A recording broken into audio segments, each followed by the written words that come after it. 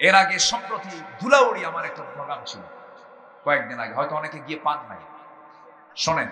হ্যাঁ, এই ধুলাউড়ির মাহফিল আমাকে নেওয়া হয়েছিল 2022 সালে।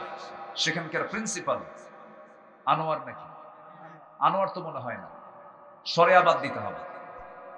যাই হোক, আমি আর কিচ্ছু বলবো না। তো আমাকে উনি 2022 সালে বললেন যে আপনাকে আসতে হবে। বললাম যে ভাইজান, সাথিয়ার বুকে আমাকে মাহফিল করতে দেবে, আমার তো বিশ্বাস হয় না। বলে যে আমি আমার মন্ত্রীর সঙ্গে খুব সম্পর্ক ভালো, আমি ওনাকে দিয়ে ফোন দেব, আপনি মাহফিলে আসবেন। তো আমি ভাবলাম যে মন্ত্রী সাহেবের লোক তো উনি, হতেও পারে। তো মাহফিলের 7 দিন আগে বলেন হুজুর আমি অনুমতি পাইলাম না। আমি বললাম আমি তো আপনাকে আগেই কইছি আপনি মাহফিল করতে পারবেন না, তো আপনি আমার ডেটটা নষ্ট করলেন কেন? আমি তো আপনাকে আগেই বলেছি, আমি তো বুঝি তো আপনার অবস্থা, সিচুয়েশন, মামলা একখানা আছে আমার ওই জায়গায়, আমি যেতে পারবো না, আমাকে যেতে দেবেন না, আমি জানি তো এটা। এরপরে উনি জোরপূর্বক ডেটটা রাখলেন, হলো না মাহফিল। 2023 সালে আমাকে ফোন দিয়ে বলেন হুজুর এবার আপনাকে আবার আসতে হবে। আচ্ছা ঠিক আছে, করেন যদি করতে পারেন, কিন্তু আমি তো আপনাকে সময় দিতে পারবো, আপনার মাহফিল কয়টা পর্যন্ত? সারা রাত। তাহলে আমি শেষ রাতের দিকে আসবো। হুজুর আপনি শেষ রাতেই আসেন, 2টার দিকে আসেন।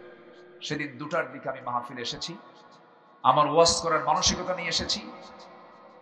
আমার সঙ্গে যে অমানবিক আচরণ করা হয়েছে, যে চিত্র আমার সামনে চিত্রায়িত হয়েছে, আবু জেহেল হার মানিয়ে যাবে, কিন্তু আমি আপনাদেরকে বলিনি।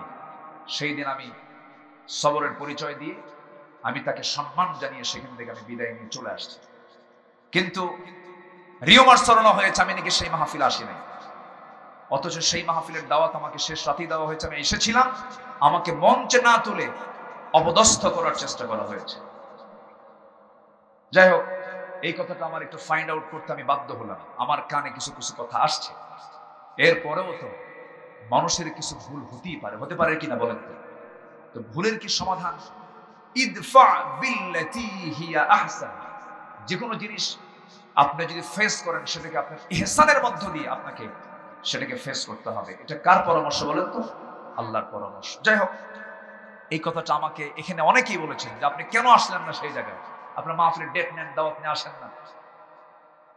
সব কাজে 100% সক্ষম হবেন তিনি কে? বান্দা সব কাজে সফল হয়। আমাদের সাইকেলের কি গাড়ির চাকা সমস্যা হয়, কুয়াশা হয়, একটা মাহফিল থেকে আরেকটা মাহফিলে যেতে কষ্ট হয়, জ্যাম লাগে। ঢাকার এক প্রান্ত থেকে গাজীপুর থেকে যাত্রাবাড়ি যেতে এমনও সময় লাগে যে 8 ঘন্টা 9 ঘন্টা রাস্তায় আসি, মাহফিল শেষ, এরকম জ্যামা পড়ে যায়। জানেন না আপনারা? জানেন তো এগুলো। এই যে ধরেন এলেঙ্গা, কি বলে, এলেঙ্গা থেকে সিরাজগঞ্জ রোড পর্যন্ত এটা একটা মরণ ফাঁদ। একবারও যদি কোথাও রোড অ্যাক্সিডেন্ট হয় মিনিমাম 7 ঘন্টা 8 ঘন্টা, আপনি মাহফিল করবেন কখন? হয়ে যায় এরকম। কিন্তু আমরা যদি অসুস্থ হই, বিশ্বাসও করে না হুজুর আবার অসুস্থ হয়, মানে আমাদের কাছে রোগও আসে না। আমাদের যদি বাপ মরে যায়, হুজুর বাপ মরছে ভালো কথা, ডিপ ফ্রিজে থুয়ে দেন, মাহফিল করে থুয়ে দেন, এই একটা সিচুয়েশন। যাই হোক, আমি কিছু আবেগতাড়িত হয়ে কিছু কথা শেষের দিকে বলে ফেলেছি। দেখা যাক ইনশাআল্লাহ, ওটাও শেষ রাতে দেখি, যদি কুয়াশা না থাকে আসা হবে। ঠিক আছে, কুয়াশা যদি না থাকে আসা হবে। এই রাতে এই এলাকায় সারা রাত ব্যাপী আমার মাহফিল গুলো হয় ভালো, আলহামদুলিল্লাহ। তো সবার কাছে আমি দোয়া চাই, সবাই আমার জন্য দোয়া করবেন তো? জি, যারা পরে আসছেন, যারা একটু যদি ব্যাক ট্যাগ যায়, আমরা সবাই একটু দেওয়ার চেষ্টা করব। পিছন দিকে যারা আছে ভলেন্টিয়ার যারা আছেন, তারা একটু সামনের দিকে যাবেন। আর আমার গাফফার ভাই চলে আসবে, আমি আর সময় দিতে পারছি না। জি, একটু জিকির করি, সুবহানাল্লাহ, আলহামদুলিল্লাহ, লা ইলাহা, আরো জোরে, লা ইলাহা,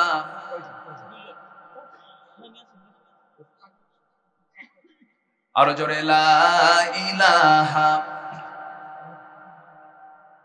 উনি বরাদ্দ করুন, গাফর ভাই দিয়ে দিবে, দাড়ি পাকাওয়ালা মানুষ, বরকত হবে বেশি। জিকির করি, লা ইলাহা,